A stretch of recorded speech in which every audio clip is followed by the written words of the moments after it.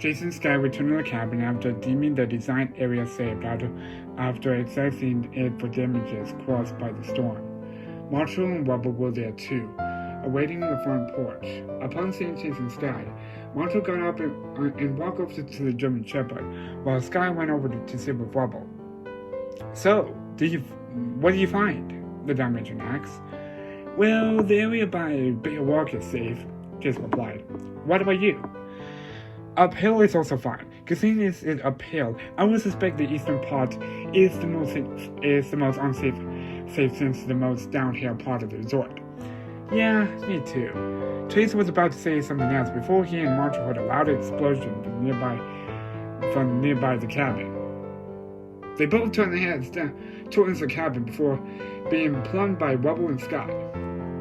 "Ouch! Please get off of me, Rubble!" Marshall whined, having a hard time supporting the weight of the bulldog. Rubble obliged, and Sky did the same for Chase.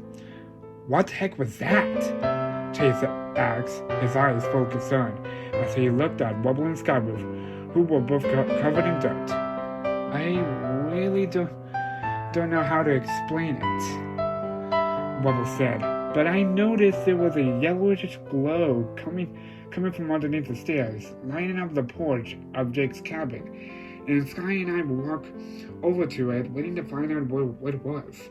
I reached my paw to grab it, and we both were blasted backwards." Chase nodded, not really sure to make of it, but then Sky cleared her throat and said, "Chase, I think I need to talk to you alone for a second." She grabbed his paw and laid him to the others, who were giggling at the blushing police pup. "What's up, Sky?" Chase said, when they were a good distance away from Marshall and Rubble. "This may sound crazy, but I think that what? You know what? Never mind. It's a stupid thought. No, tell me, Sky. What is it?" Sky sighed before speaking her mind. "I think Rubble encountered a stone similar to the one I saw." "You know what, Sky?" "What?" "You were right. That sounds extremely crazy." This caused the cockapoo to frown at the police pup. "But I have to agree with you. And I wonder if there's more of these stones out there, and what purpose they serve." The conversation was cut short by Ryder. "Chase, Sky, time to go home. Coming, Ryder," they said in unison before meeting back up with the rest of the team and returned to look out. Sky kicked a stone in front of the yellow feet before barking out her wings and taking to the skies. That night, the pups gathered in the family room for a new episode of Apollo the Super Pup. Rubble and Marshall snagged the front two beanbags for themselves. Rubble donning his Apollo the Super Pup costume. The pups were especially excited for this episode, for it was a 2-hour episode, has been built up since it was the very first episode. Apollo was sent on a mission to stop an angelic threat from using 6 different colored infinity stones to store the universe. While the pups were not ready with Apollo failing this mission, the alien won and wiped Apollo half in existence. Then the episode ended on a cliffhanger. "They can't do that," Rubble complained. "They can wait for 2 months to find out what happens." Ryder chuckled and said goodnight to his pups and headed to the room. Chase and Sky waiting until everyone else left before sneaking over to Ryder's computer. They double-checked they were all alone before going to work after a few unsuccessful search results. They finally got something. There are 6 powerful internalities known as Infinity Stones. Each one contains a specific aspect of existence: reality, soul, mind, time, space, and power. These stones have been targeted by weapon mistakes as well as terrorists. With all 6 stones, life is a huge risk. However, the chances of something possessing all 6 stones at one single time is really impossible. The location of the soul stone has been topic of the question of creatures. Chase read. Infinity stones, just like Apollo's Super Pup, Sky asked in a loud voice. "Shh," Chase said, holding his breath. A few seconds paused, but it was confirmed Sky didn't wake anyone up. "Yeah, but we can't let anyone, especially Ryder, know about us having one," Chase said. Let Ryder know you have what? A voice said from behind two pups.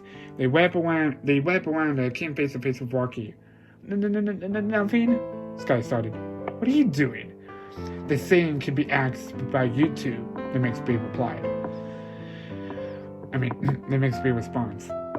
I asked you first, said Sky. Rocky said. I'm trying to research something I found yesterday in the tree outside the lookout. What is it? Asked Chase. A green stone of sorts. As soon as the words left Rocky's mouth, Chase's eyes widened. What? Rocky said, confused by Chase's reaction. Was it something I said? It's just that we think we have the answers for you, said Sky. So let me get this straight, said Rocky. We are in a position for not one but two of these infinity stones, and we know the location of the third one? That's right, said Chase. But keeping it down low. I'm not sure if we tell Ryder. But what if someone or something out there wants these stones? Asked Rocky.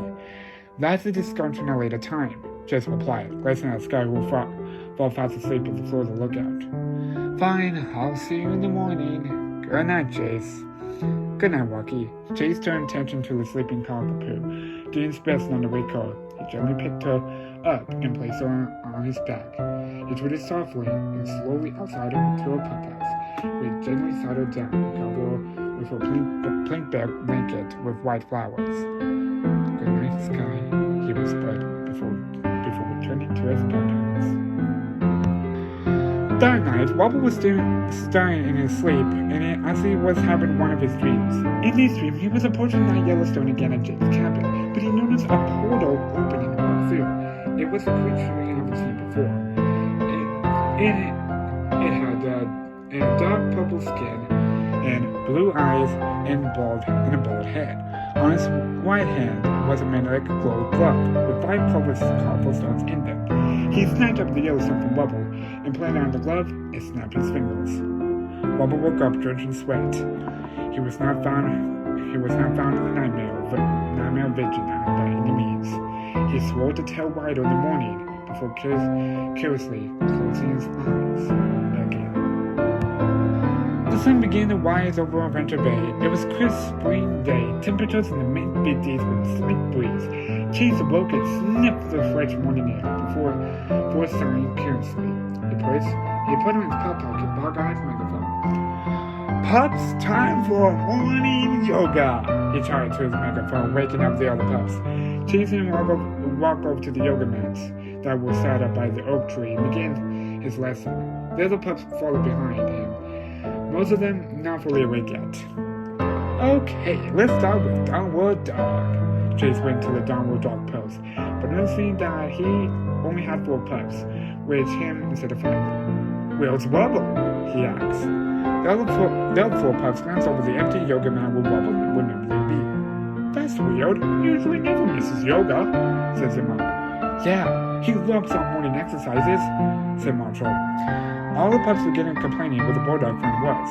The pup tags went off. Paw Patrol, to look out! Ryder's voice sounded. Ryder needs us, the 5 pups said in unison, before making a mad dash for the lookout. Marshall, being the clumsy pup that he is, got rolled up one of the yoga mats. He rolled up to the lookout and crashed into the pups waiting in the elevator. Paw Patrol is on a roll? The Dalmatian joked, before getting a couple of chuckles from the teammates. The elevator extended at the pups changed into their uniforms. Chase joined in some spy gear as the elevator made the top of the lookout. The pups jumped in line, while Rubble was already waiting with his gear. Paw Patrol ready for action, Ryder, sir, Chase cried out. Thanks for hiring, pups, said Ryder. We don't necessarily have a mission yet, but I do have some interesting news to share with you. The pups started talking about themselves. What is it, Ryder? Said Sky. What's going on? Said Rocky. I don't know, said Chase. What do I do? Said Marshall. Rubble came out to me this morning. He said he had a vision on autoimmune disease. He said some villain by the name of Thanos came to Earth with 5 or 6 infinity stones that we saw in the Apollo Super Pop last night. He spent the last one from Rubble before snapping his fingers and done claiming our planet. Ryder explained once the pups calmed down. I don't know, said Zimmer. About the soup pup is a fiction show about a real pup. But here's the thing, said Ryder. I thought the same exact thing as you, Zimmer. Until Rubble told me that the stone this Thanos guy took one that Rubble saw yesterday at Jake's. So much for keeping from him. So much for keeping this from Ryder. Chase thought to himself just then Scott spoke up. Ryder, I think Rubble's vision may be correct than we think. What do you think? What do you say that, Sky? Because I know another Infinity Stone. It's called the Power Stone. The time when I got almost killed by the eagle, and I said I was distracted. Well, the Power Stone was a distraction. I know about them too. This time, Rocky spoke up. I found a green stone inside of the oak